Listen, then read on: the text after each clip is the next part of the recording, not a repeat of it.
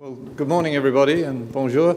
Thank you very much for the invitation to visit Quebec today. I'd like to share with you maybe at times, some thoughts and some ideas about the future of precision farming. I've been involved in precision farming for nearly 30 years now. But I've always been intrigued by how technology can help us to improve crop management. And over the last 10, 15 years, I've been developing the concepts of farming with robots and the ability then to be able to effectively come up with a new mechanization system for crop production that deals with many of the issues that we've got at the moment and gives us a chance to be able to utilize technologies that are being developed outside of the agricultural sector. So this is my university. It's only a very small university in England. I was then head of the agricultural engineering department up until last year, but now I've moved across into heading up the research in this area of robotic agriculture. We are only a small university, but I'm very pleased to say we're winning all sorts of prizes here at the moment. I set up the National Centre for Precision Farming, and in that time we then have developed quite a number of different aspects of drone training and testing. We now have 2 autonomous tractors, laser weeding, microdroplet application, seeding, spraying, phenotyping, strawberry harvesting, and hands-free hectare. So I won't go through all of these today, but I will give you some examples of the projects that we've been working on. Like many countries around the world, agricultural engineering has been underfunded by various governments. But I'm pleased to say that we are now in a resurgence of interest in technology in crop production, and the British government is also part of this, and they have invested a significant amount of money in 4 new agricultural centres in the UK, one of which is the Agricultural Engineering Precision Innovation Centre, where we have got a new building here. It's actually a private company at the university, but it's split between Cranfield University and Scottish Rural Agricultural Colleges. But it is to do exactly this topic that we're talking about today. How do we use technologies in agriculture? We have 27 instrumented farms now, where we've put in offices, high-speed internet, touchscreen displays, wireless sensing systems, and so on. And we have 130 companies that have signed up to work with us to make sure that whatever work we do is commercially relevant. But let's come back to the topic of trying to understand how agriculture or crop production is going to look into the future. So one way of doing this is to look at what's gone on in the past and try to then project forwards those trends that we think are true. Now, the problems that we've got at the moment is that I believe the machinery system that we currently use is too inflexible.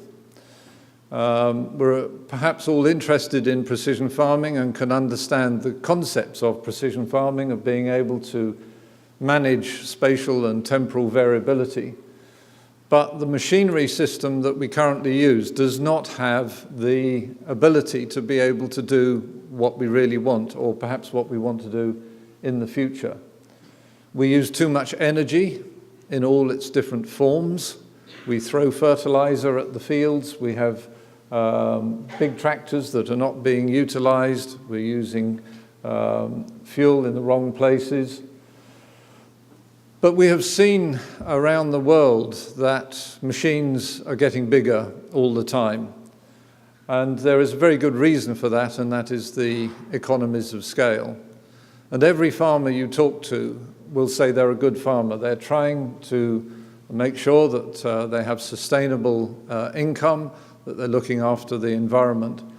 But I do believe that we have not offered them the tools that are really needed to enable agriculture to remain sustainable into the future. Also, there are a number of drivers for change. There's always pressures on farming to make it more sustainable, to improve on-farm economic viability, tighter legislation around the world, and so on. All of these things are then affecting change on agriculture.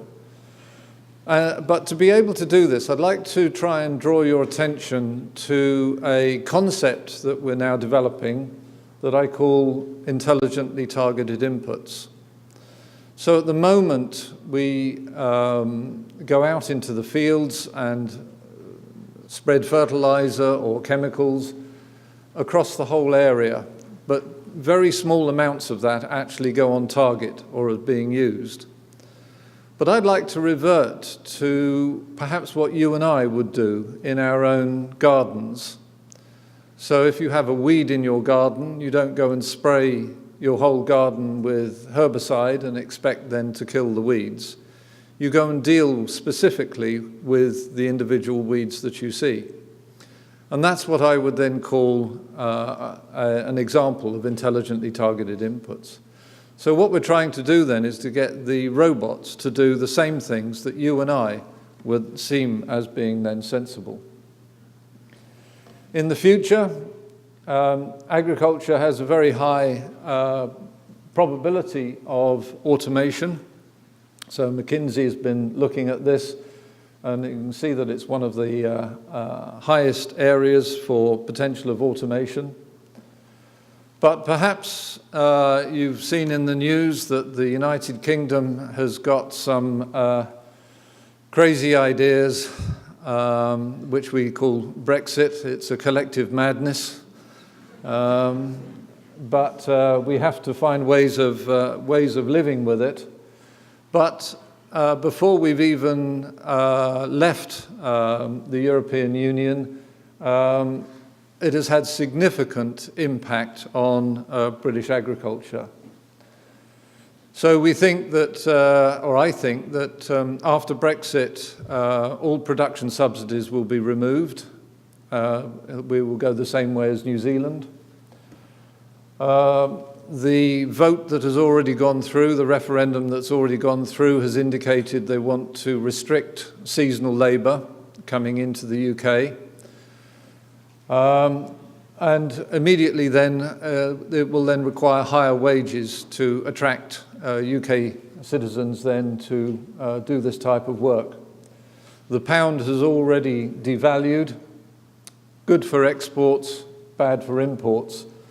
But a number of the major farmers I've been talking to recently say that currently their business is now unviable because of these factors. The inability to get people to come and work on the farms is now making their business unviable. And so some of the big growers, instead of bringing cheap labour to our production system, they're moving our production system to the cheap labour. So again, obviously we consider that to be unsustainable. So we've got big problems. But we do have some technology solutions, some ways in which we can use the technologies to be able to replace some aspects of the seasonal workers. So some aspects can be automated. We've seen with precision farming that rarely we can ever increase yields, but quite often we can reduce the cost of production. And I see that as being a significant impact in terms of how we use robots. And we move then along the route of development of precision farming into robotic agriculture. So many farming systems or areas, geographic areas around the world do have large fields and large farms. We then, or I consider these then to be a little bit like the industrial production line, where everything is then concentrated on getting the higher yields, maximizing production, based on large tractors doing the same work everywhere and blanket application of energy. But many aspects of industry have moved towards flexible manufacturing. And I think that agriculture needs to move in this direction to be able to react to changes in real time based on current conditions. And inevitably it becomes more information intensive. And so we need to find methods and techniques to be able then to not only manage that information, but be able to make sure that it is useful when we come to make better decisions. So tractors and combines, as I said, have been making use of economies of scale. They've been getting bigger and bigger and bigger. I would suggest that they are now at the maximum size and cannot be made any bigger. Would anyone care to make a suggestion why we cannot have tractors any bigger? Compaction. I'll come back to that one in a moment. Thank you very much, sir.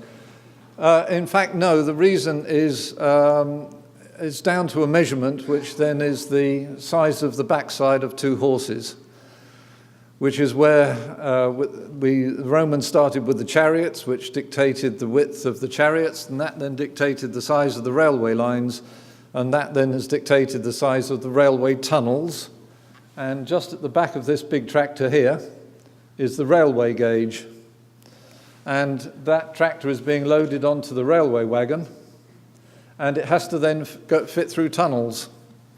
And so therefore the tractors and the combine beside it here are now designed to fit through the shape of the railway tunnels.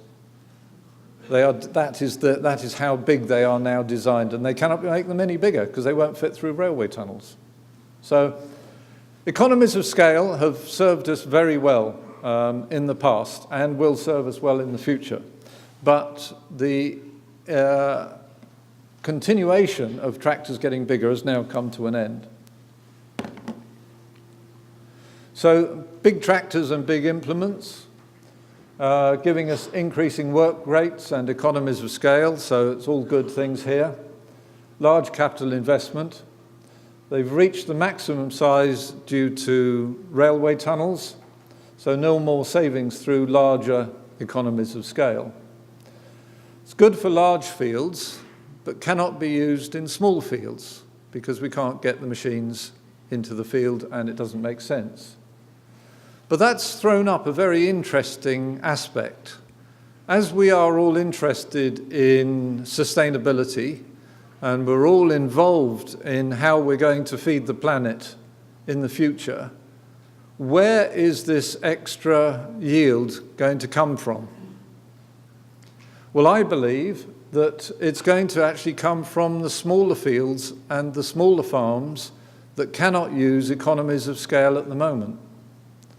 So a lot of fields and farms can't get access or can't use these big machines, but they can use small smart machines.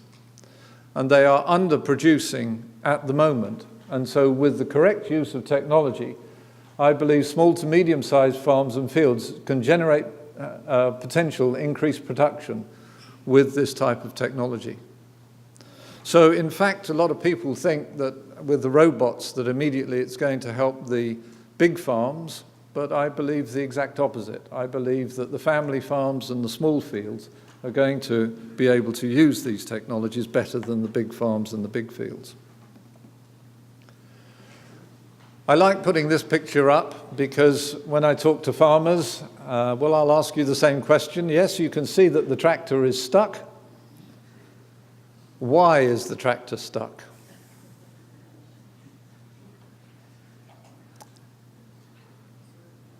Anyone? It's too heavy. Too heavy is a good reply. Many farmers will say that it's too wet, because farmers always blame the weather. Always blaming the weather. And so that's what, but when you think about it, there are 4 factors. One is that you've got a stupid driver who drove into that place anyway, so he shouldn't have gone there. But the other 3 factors are the tractor, the soil, and of course the weather. But think about it, we can't change the soil, we can't change the weather, but the tractor's the things that we design and build and make. And so therefore, we're not necessarily doing the right thing. So you'll see that what I'm talking about here sometimes is a little bit criticizing what we're doing here, but this is only to be able to look at the advantages where we can come up with these new systems. So at the moment, one size fits all. Many farms will buy a big tractor, often not doing all the work that it needs to do, doing small work, rarely using the full power that it's capable of. Often with the big tractors and machines, they're called boys' toys. You go to any of the shows and you will always see the biggest crowd around the biggest tractor kicking tires and saying, my tractor's bigger than your tractor. But I think that small robots and the smart machines doing things usefully for us are also fun. But there's an interesting self-fulfilling prophecy that I've come across. Every farmer is always battling against the weather. So if it's going to rain on Thursday, the farmer then says, I need high work rates. I've got to get out there. I've got to spray this. I've got to do these things before. But the trouble is that the smaller the working window, then farmers will then think, I need a big tractor or a big machine. But the bigger the machine, the smaller the working window. And this just has been going on and on and on and on. So as researchers and innovative people looking at precision farming, we've got to recognize the problems that we're experiencing in the current system and find novel, new ways of breaking out of linear thinking, which is what we're in at the moment. So horsepower doesn't help when weight is the problem. We cannot change the soil or the weather, but we can change the tractor. So the gentleman talked about weight here and compaction and so on. And of course, this is a significant factor.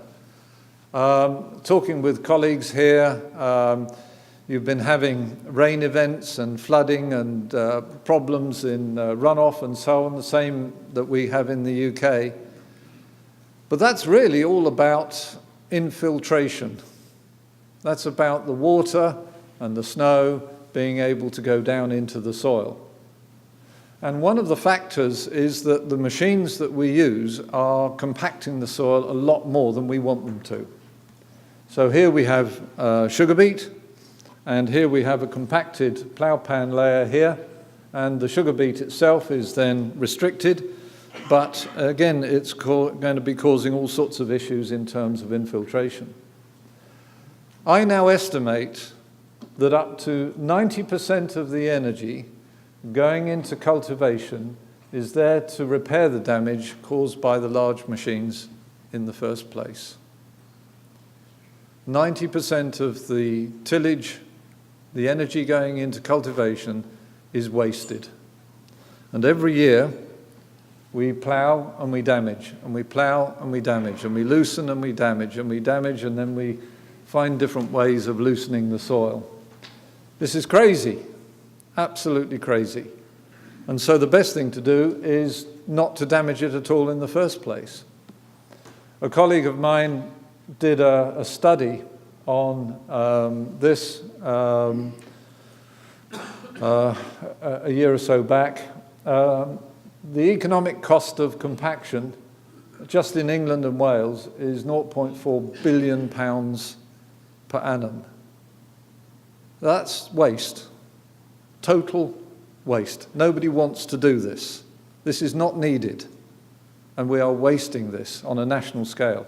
And I would suggest you've probably got similar proportions here in Canada. If we don't damage the soil in the first place, we don't need to repair it. And surprisingly, the natural soil flora and fauna produce an ideal soil structure. So on a Canadian farm, where do you find the best soil structure?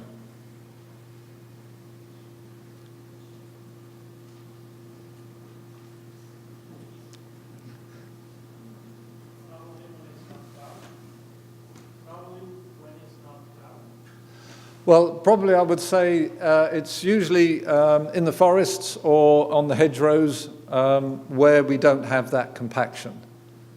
And the idea is that the natural, the worms and the bugs and so on create an ideal structure for the plants to be able to grow. But what we do is every year we cultivate, every year we destroy the structure, and every year we recreate the structure. And it causes all sorts of problems. So we need to move towards controlled traffic farming. I'm not sure if that is common here in Canada. Yes, some people. Okay, so that's a very controlled traffic farming is a very good technique using existing equipment. But I would suggest that we need to move towards ultralight machines. So a few years back, I had the opportunity, Massey Ferguson sponsored some graphics for me to come up with some of my ideas of what characteristics some of these robots might then have. But I identified that I felt there were 4 phases, 4 parts to the system in terms of establishment, crop scouting, crop care, and selective harvesting. And I'll go through each of these different stages and give you different examples. So let's start out with sort of seeding and establishment. So, as I've said, there's a lot of waste energy going into repairing damage all the time at the moment. But if then we stop damaging the soil and it has a chance to repair itself, we need very little energy. And we've got to make sure that the machines are very light, no agronomic compaction. I think farmers would like the ability to put seed into the ground in any weather, perhaps not when it's snowing or when it's solid with frost. But there are, I think I've come up with about 41 now new concepts for robotic agriculture, which then give us the design parameters for this new system.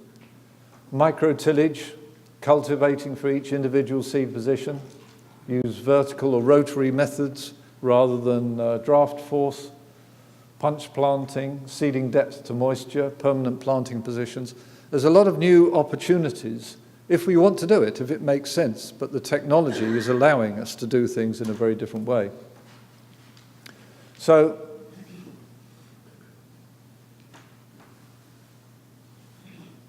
okay, so that video's not working. This video is working. I challenged the students to come up with a machine that had less than 40 kilopascal pressure underneath the contact patch, or 6 psi. Because a colleague in Finland, Laura Alakuku, did a study on this to say that less than that you won't do any significant damage. Now, the interesting thing of this is that this test here was done in February, and the soil was at field capacity. Remember what field capacity is? If you've got a cubic meter of soil and you put 1 litre of water in the top, 1 litre of water will come out the bottom. It's what will happen when your snow melts. You will everywhere probably be at field capacity. It's where the soil is as soft other than saturation. But here you can see is my footprint. So when the tractor stopped there, I went out there and I stepped on the soil and I sank into the soil. And I thought, I'm not going to go out there. The day after, we had flooding. You can just see it reflecting there. So my footprint created enough compaction to stop infiltration. But where the tractor had gone through, there was no puddling. So that tractor could go out at field capacity. I doubt there are many other machines in the world that could go out into the soil at field capacity and not do any damage. We would get the same situation we saw there earlier. The tractor would just normally sink up to its axles. So giving farmers then the opportunity to be able to do things in different ways. Crop scouting is where we can be able then to go and take measurements of the fields, working with agronomists to give information. And there are two types of scouting machines then. Unmanned ground vehicles, where the scouting then is just looking at the soil or the crops for normal agronomic management. But there is a lot of interest around the world in phenotyping now, and the ability to be able to measure a lot more details of the plants and the soil for research purposes.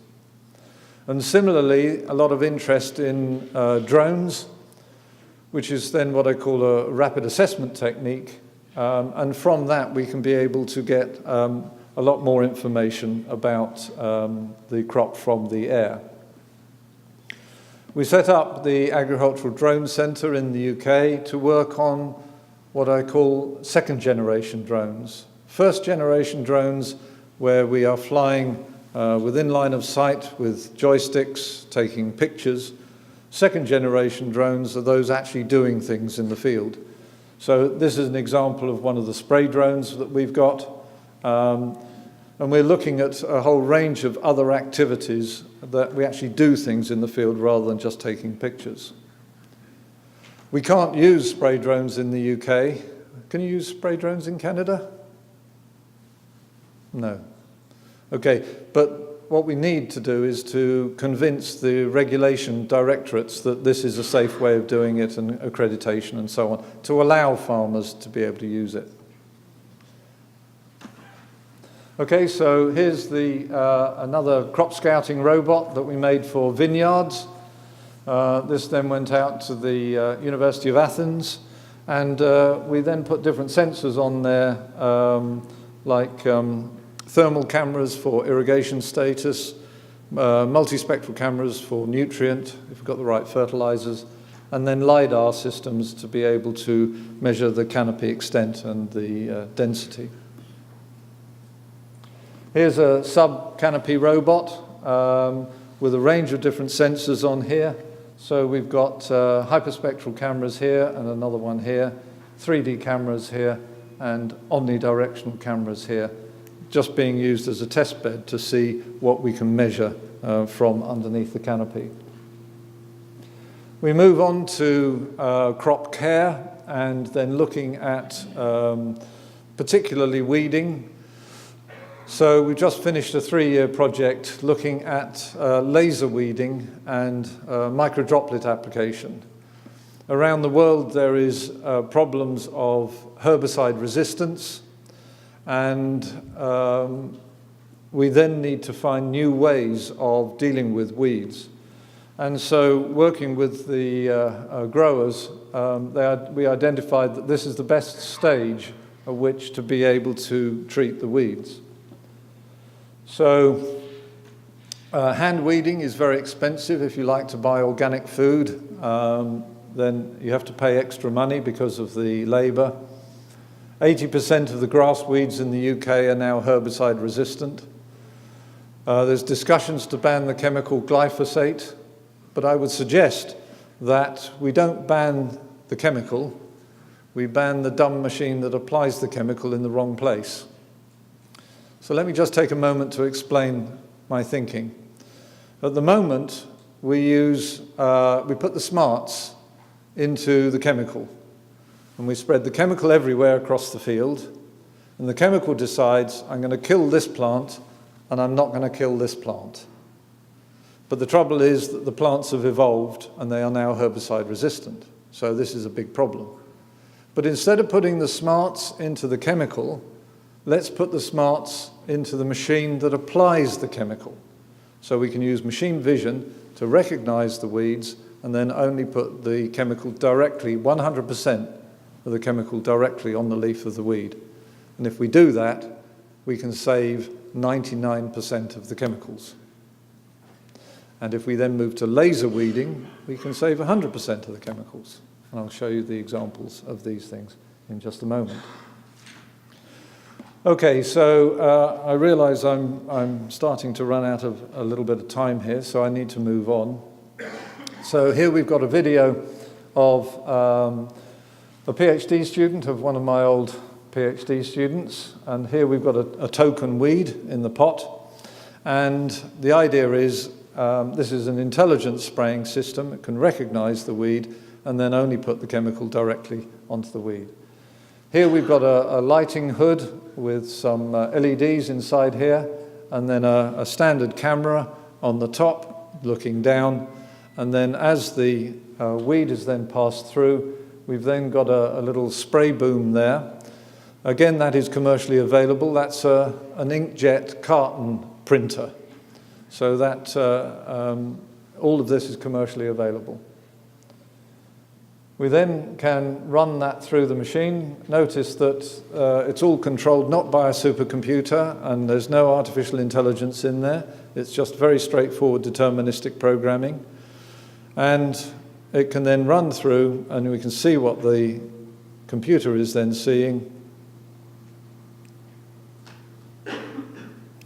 And hopefully in this light, you might just be able to make out. If you look on the leaf of the weed, maybe you can see some blue. Blue here and blue here. And so that is the example of how we can use mechatronics to be able then to make sure that our production system is significantly more efficient, and then has the ability to either just put herbicide onto the leaf of the weed or pesticide onto the leaf of the crop plants if we wish. But I estimated that that would save 99.99% of the chemical by doing it in that way. Okay, so here's a augmented video of lettuces. Maybe you can just see some little red squares there. And we've identified the weeds going through here, but can you see a little star in the middle here?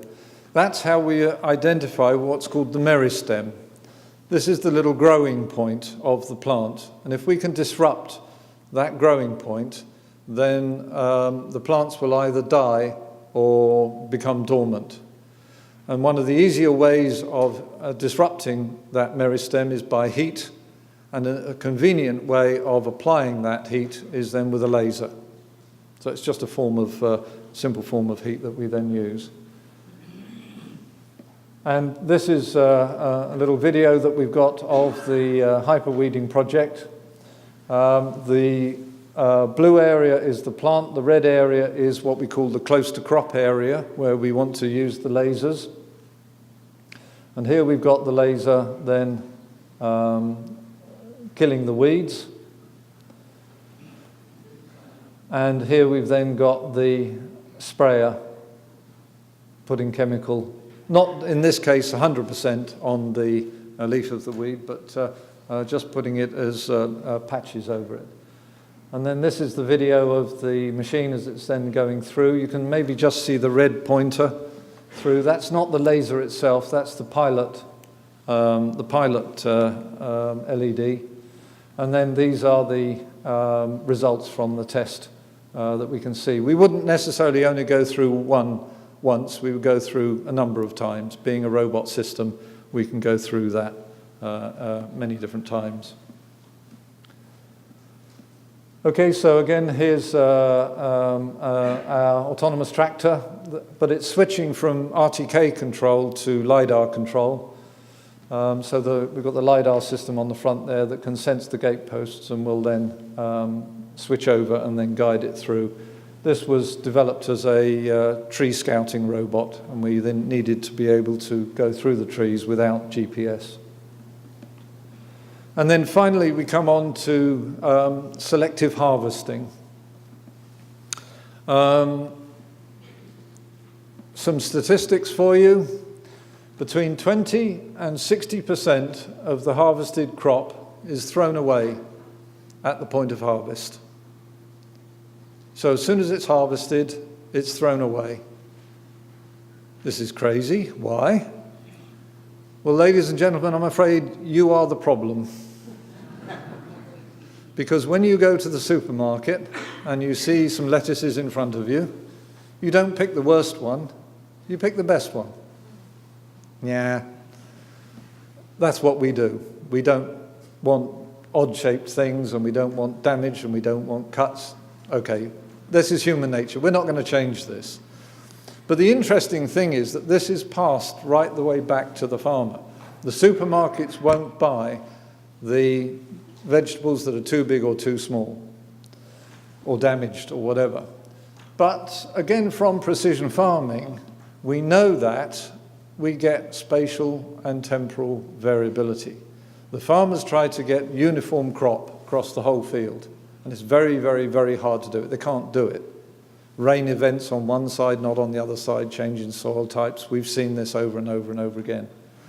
But my way of thinking is that we should come up with a system that is smart enough and intelligent enough to be able to deal with the natural variability. I want our systems to work with nature rather than changing nature to suit our production system. So we're dealing with the concept of selective harvesting in the machine itself to be able to only harvest that part of the crop that has 100% scalable, saleable characteristics, which then opens the concept of phased harvesting. So we go through harvesting once, we go through harvesting again, and each time we then just take out those parts that we want. But we also have the ability to grade at the point of harvest. So a lot of value from agricultural commodities is made after it's left the farm. So when it goes through the processing and packing and grading. But what I'm trying to do is to add value back on the farm before the products leave the farm or go out of the farm gate. So the idea is that we can then assess what is in the field, only harvest that part of the crop that we're interested in, and we also can grade and add data to that that adds value to it. And we can grade for quality like size, sweetness, ripeness, shelf life, protein, etc., which are then add this value. So here we've got a concept machine of, it's actually two machines. The front part is the harvester, and the back part is then the trailer. The front part then has got sensors on it to be able to sense these characteristics that we're interested in. And if the lettuces are too small, or the parts of the crop are too small, we can leave them behind. And we can come back next week when they've grown. They're still growing, still developing. When the lettuces go through here, we can wash them, pack them, do whatever. We put them into this part here, which is the trailer. When this one is full, this vehicle then disconnects itself, and another one can come and plug itself in. But I'm now calling this automated logistics, the ability to keep the front part of the machine running with this vehicle here. So underneath here, we can have the water, the chemical, the fuel, whatever's needed to be able to keep that front part running. And so therefore, we've got the potential for literally 24/7 operation of the harvesting.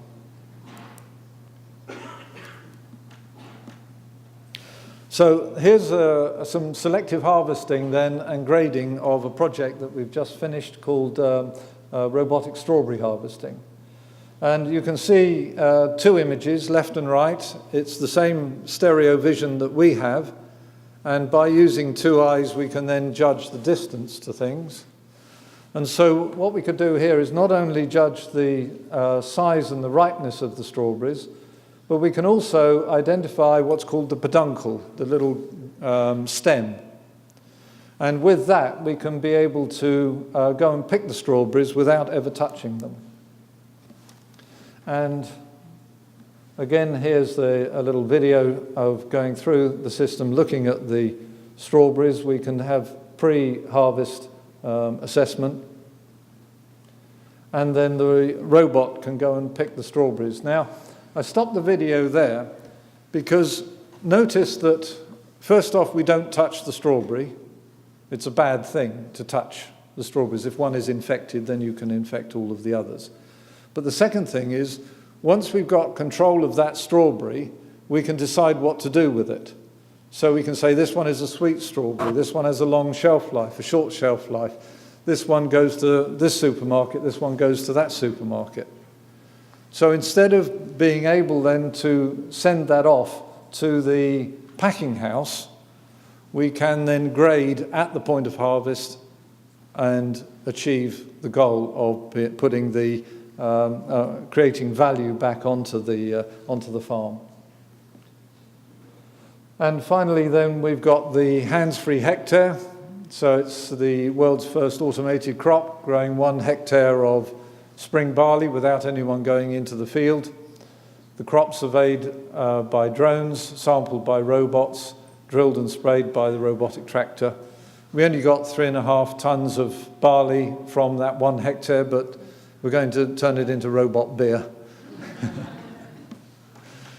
And then, again, we've got the little videos. If you're interested, just search for Hands-Free Hectare to see what we've done. But we've set up the Hands-Free Hectare Alliance.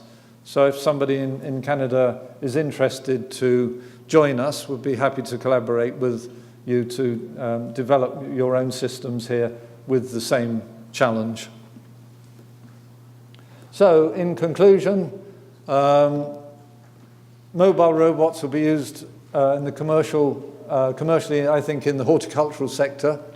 First, this is the high value. We've seen this with precision farming. The high value cropping systems are the most applicable ones. I'm working with 2 startup companies. The tractor manufacturers know all of this. They're not interested. Not interested. So we have to find other ways of doing it, and it's got to be with startups that have no legacy. Robots, it will be very disruptive. Quite how disruptive, I don't know. We're still developing these ideas. But it will have significant benefits, so I think overcoming the pain barrier is going to be worth it. Increased yield will come through improving smaller fields. We're now designing a system, so talking with colleagues here in Canada about how we can do that is really interesting and intriguing.